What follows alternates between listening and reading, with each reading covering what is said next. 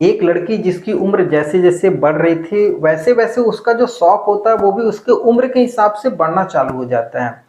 धीरे धीरे लड़की को अपने जीवन में मोबाइल फोन की कमी महसूस होने लग जाती है कि मुझको भी मोबाइल फोन चाहिए, मेरे सहेलियों के पास मोबाइल फोन है, वो काफी लड़कों से बातचीत वगैरह करती हैं, तो मेरे पास भी रहेगा तो मैं भी लड़कों से बातचीत वगैरह करूंगी या लड़कियों से बातचीत करूंगी। तो इन सब चीजों के लिए वो अपने घर वालों को बताती है। घर वालों की आर्थिक स्थिति अच्छी नहीं थी, फिर भी उन्होंने लड़की को मोबाइल फोन दिलवाया।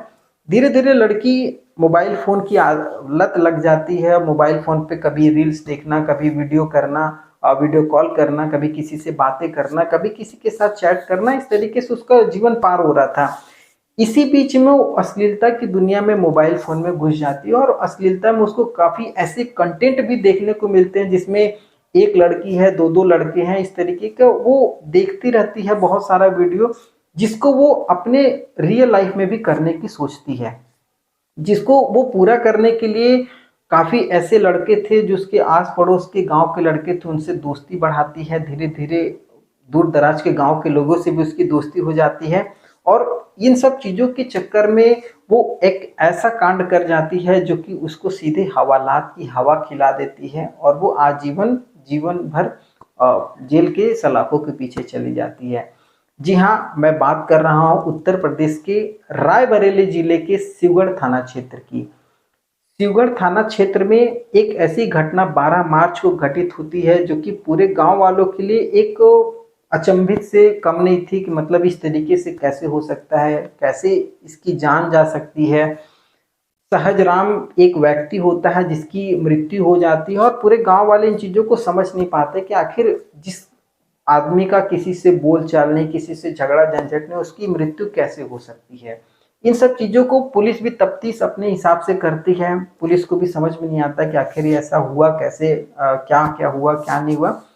इसी बीच पुलिस का एक मुखबिर होता है जो कि गांव में ही था। वो पुलिस को एक हिंट देता है कि आप सहज राम जो है उसकी भतीजी को पकड़िए और उसकी भतीजी से काफी कुछ चीजें आपको बाहर निकल करके आएंगी, क्योंकि उसका जो संबंध है गांव के लड़कों के साथ ही साथ गांव के दूर दराज के लड़कों के साथ भी उसका संबंध है। तो पुलिस के कान पे हल्का सा जू रेंगता है और पुलिस अंदर खाने ही तफ्तीश चालू करती है, चालू रखती ही है।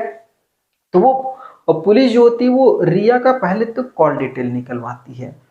तो कॉल डिटेल में पुलिस को बहुत मतलब शॉकिंग लगता है कि ये इतने लड़कों से इसकी बातचीत होती है। लगभग 20 से 25 लड़कों की लिस्ट आती है जिससे रिया जो थी वो रेगुलर बात करती थी, उनसे मिलना जुलना ये सब सारी चीजें रिया की चल रही होती हैं।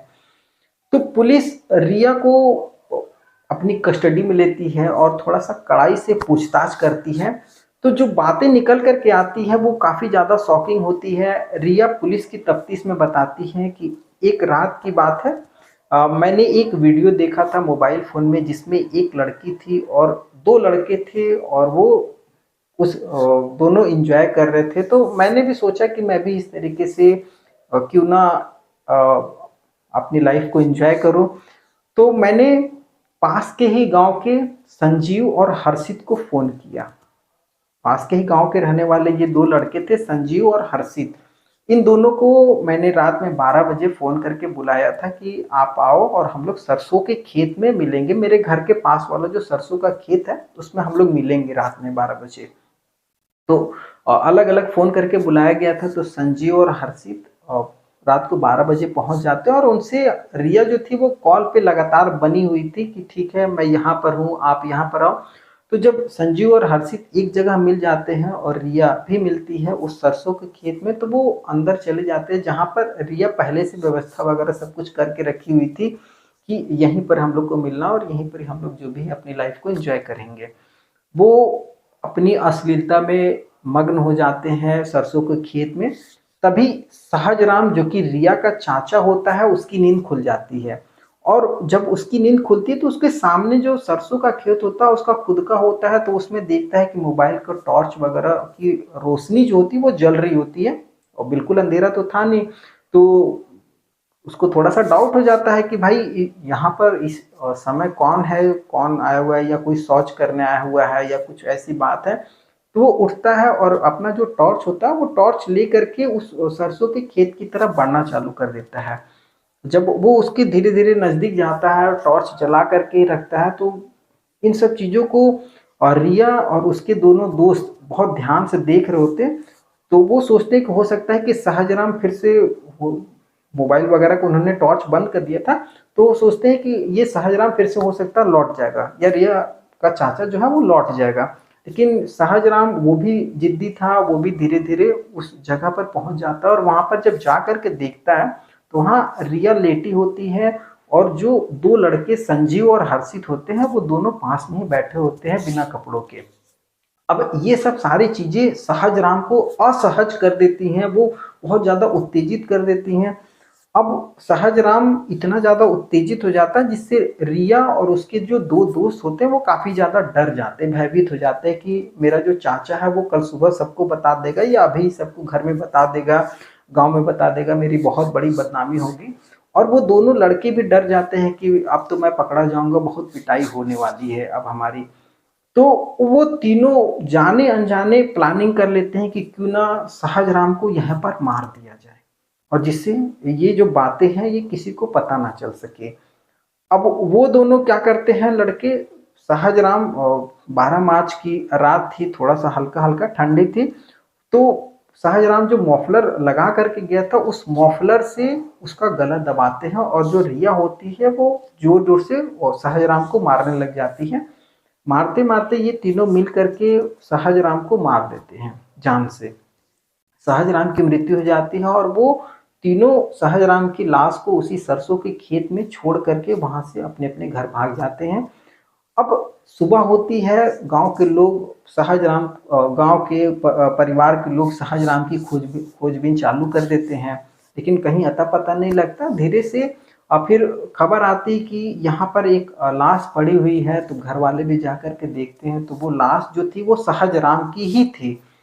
तो अब ये सब सारी चीज़ें तो घटित हो जाती हैं, पुलिस को बुलाया जाता है, पोस्टमार्टम वगैरह भी होता है। पोस्टमार्टम में निकल कर के आता है कि किसी ऐसी चीज़ों से इसका गला दबाया गया है, उसके साथ-साथ इसकी पिटाई भी हुई है। ये सब सारी चीज़ें पुलिस की तफ्तीश में आ जाती हैं।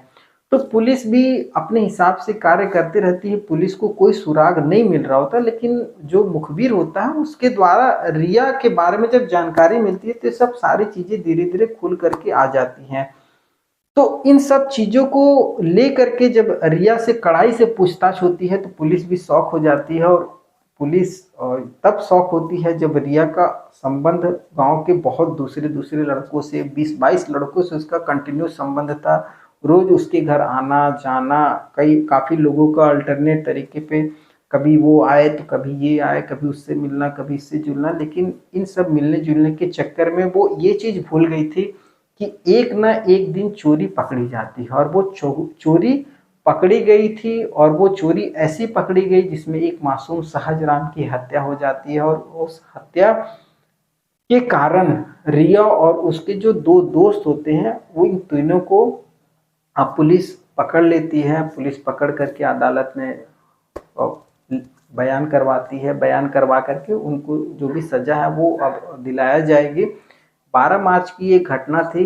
इस घटना को देखिए बताने का उद्देश्य ऐसा कुछ भी नहीं है कि आपको परेशान वगैरह करूं, बस इतना है कि कोई भी चीज़ें हो, अगर आप अपने जीवन में देख रहे हैं, अगर वो चीज़ें गलत हैं या मोबाइल फ़ोन हो या जो भी चीज़ें हैं, अगर वो गलत है तो उसको एक बार अपने दिल से ज़रूर सोच करके देखिएगा कि क्या इन चीज़ों को करने से हमें कोई फ़ायदा है या नुकसान है, या आवेश में आकर के कभी कोई ऐसी घटना ना घटित हो जाए जिससे हमें बाद में पछताना पड़े। और अगर ये कहानी आपको पसंद आई हो तो चैनल को सब्सक्राइब ज़रूर कर लीजिएगा।